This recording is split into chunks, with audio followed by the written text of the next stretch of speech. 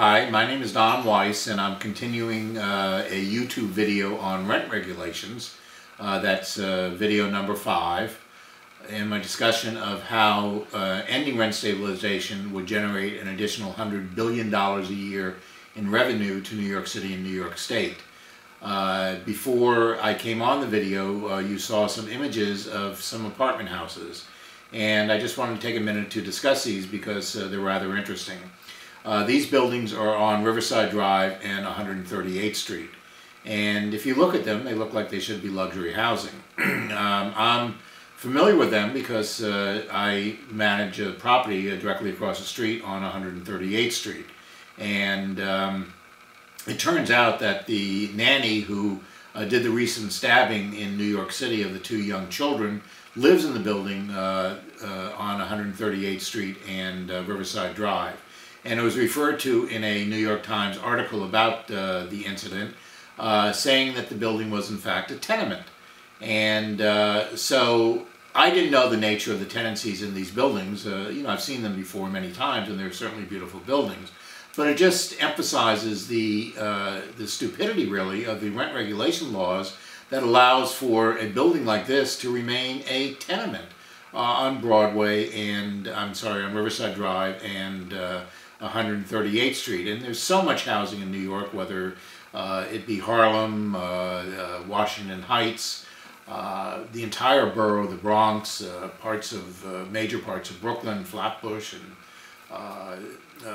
other areas of Brooklyn, Queens, where you have a wonderful housing stock that was built to house the middle class.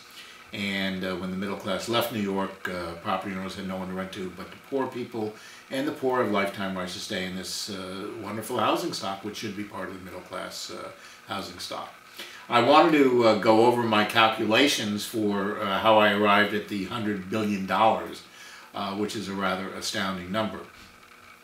Basically, the math is that if there are 1 million poor people who live in a rent-stabilized apartment, and that's probably a low number from what I understand. There are between 2 and 3 million people who are considered poor in New York City. And each of those poor people requires $50,000 a year to take care of through the cost of social services, housing, food, medicine, whatever. And each of those poor people were replaced by a middle-class person that generated $50,000 a year in income through the payment of taxes, through the flow of money. That difference is $100,000 a year, and $100,000 times a million is $100 billion. So what could New York City do with $100 billion?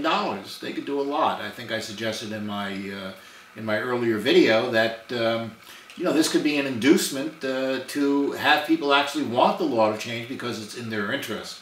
If New York City could start